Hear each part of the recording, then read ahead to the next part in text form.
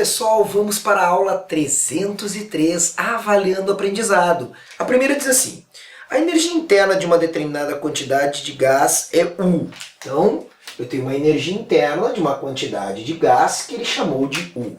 Item A: qual será a sua energia interna se duplicarmos a sua quantidade?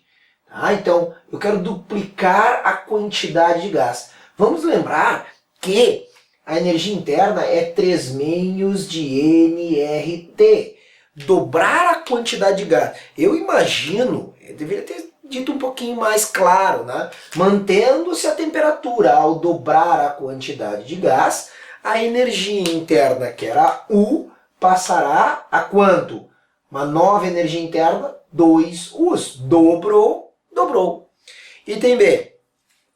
Qual será a nova energia interna do gás se duplicarmos a quantidade e triplicarmos a temperatura absoluta?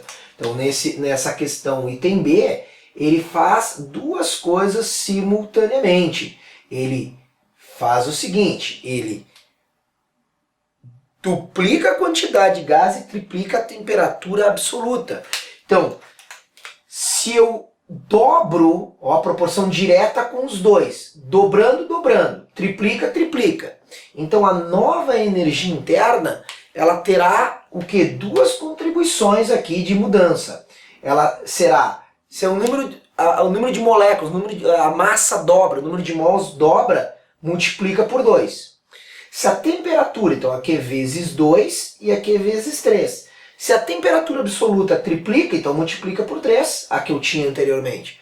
Multiplicar por 2 e multiplicar por 3 é multiplicar por 6. Então está aí a nova energia interna do sistema. 2. Com o resfriamento isobárico, 10 mols de um gás monoatômico sofre uma compressão de volume e o volume ocupado por ele passa de 2 metros cúbicos para 1 metro cúbico. Sabendo que no início do processo o gás estava a 500 Kelvin, determine. Então vamos lá. Questão número 2 é um processo isobárico. O que é isobárico mesmo? Iso igual baros, pressão. Então isobárico é um processo em que a pressão é constante. Pressão constante. Bom, ele diz que o número de mols é 10 mols. 10 mols. Ele diz que o volume inicial é 2 metros cúbicos e passará a um volume final de 1 metro cúbico.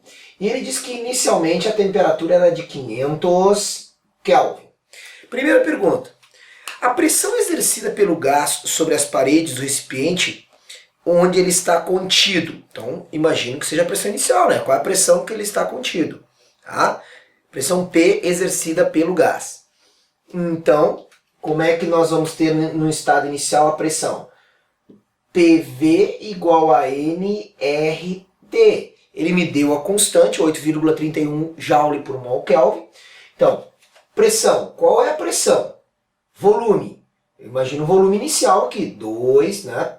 Qual é a pressão inicial, o volume inicial, a temperatura inicial. Tá? Na verdade, tanto faz, né? Porque a pressão ela vai ser constante, então se eu usar inicial ou final vai dar no mesmo. Então vamos ver qual é a pressão inicial, que é igual à final. Então, volume inicial, 2 metros cúbicos. Tá tudo sistema internacional, não precisa mudar nada, beleza? Tá? Número de mols, 10, R, 8, tá no sistema internacional, então 8,31 vezes 500, ok? Então vamos ter aqui, ó, 10 vezes 8,31, então a pressão vai ser aqui, vamos resolver já alguma coisa. 10 vezes 8,31 dá 83,1 vezes 500, e o 2 que estava multiplicando, divide. Então, dividido. Tá? Aqui, ó, para facilitar, é mais fácil eu imaginar isso aqui como 1000 dividido por 4. Então eu vou ter o quê? Pode fazer da maneira que tu quiser, mas vezes 1000 eu vou ter 8, 3, e essa vírgula, ó, desloca 3 vezes. Uma vez, duas, 3 vezes, e isso sobre 4. Eu acho que talvez seja a maneira mais fácil. E agora eu tenho que dividir 83.100 por 2 e por 2. Então vai dar 41.100, deixa eu ver, 41.550, e vai dar então, divide por 2 de novo, tá ali 20.775. Fechou, 20.775 Newton por metro quadrado ou Pascal, tanto faz, que é a pressão inicial, que é igual à final. Então temos aí a pressão inicial e a final, é um processo isobárico. Esse aí é o item A. Vamos ao item B. Qual é a temperatura final do gás? Interessante, olha só. Tu não precisa fazer conta nenhuma. Não. PV igual a nRT. Eu pergunto, o que é constante? Primeiro, pressão é constante. Segundo, N e R, o número de mols e o R não mudam. Qual é a proporção entre V e T? É uma proporção direta.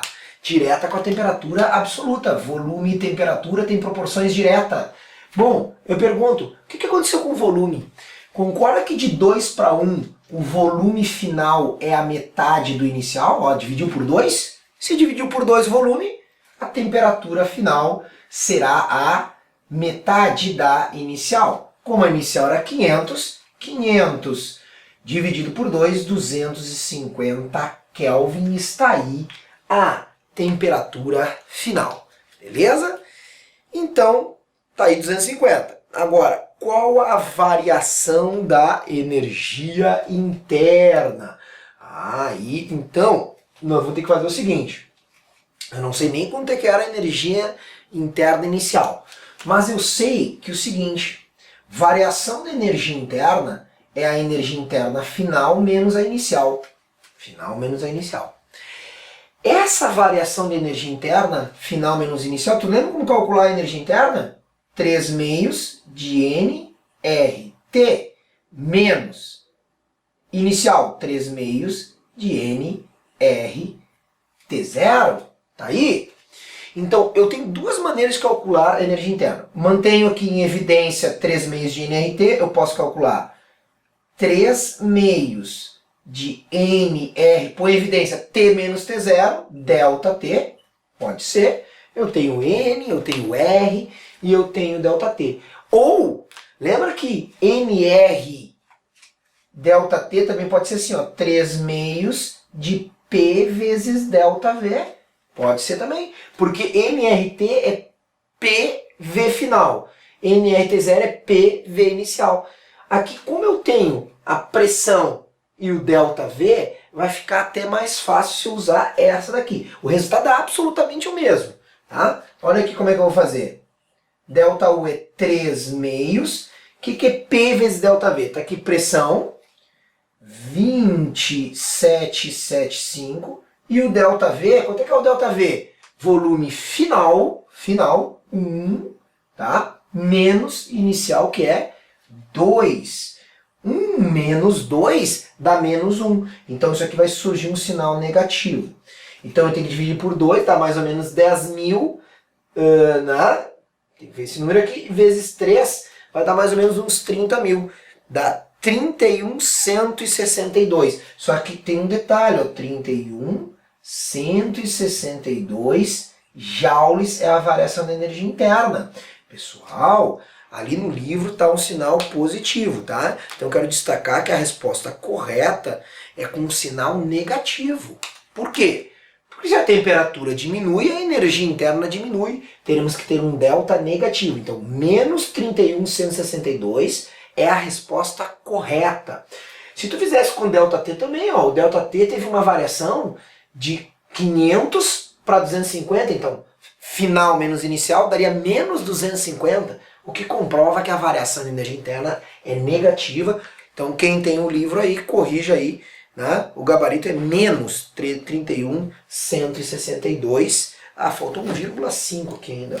162,5 joules. Essa é a variação da energia interna, resolvendo essa conta aqui.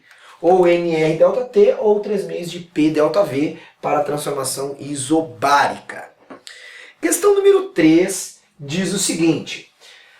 A questão número 3 diz que a massa de um gás ideal monoatômico sofre uma expansão isobárica, expansão, aumentar o volume, sob pressão de 5 atm e seu volume passa de 10 litros para 18 litros. Qual é a variação da energia interna?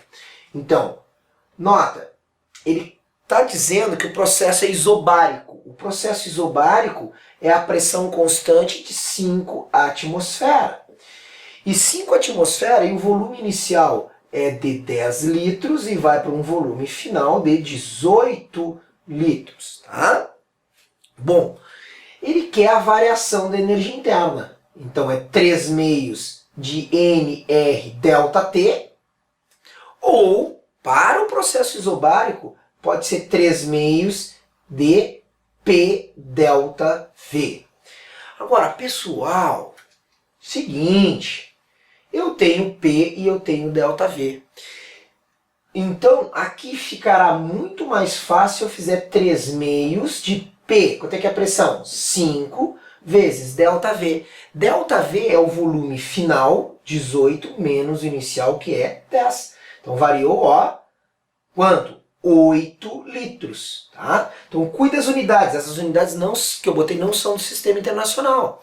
Então, 3 meios vezes 5 atm, até vou deixar a unidade aqui, ó, é melhor deixar, vezes delta V, 8 litros.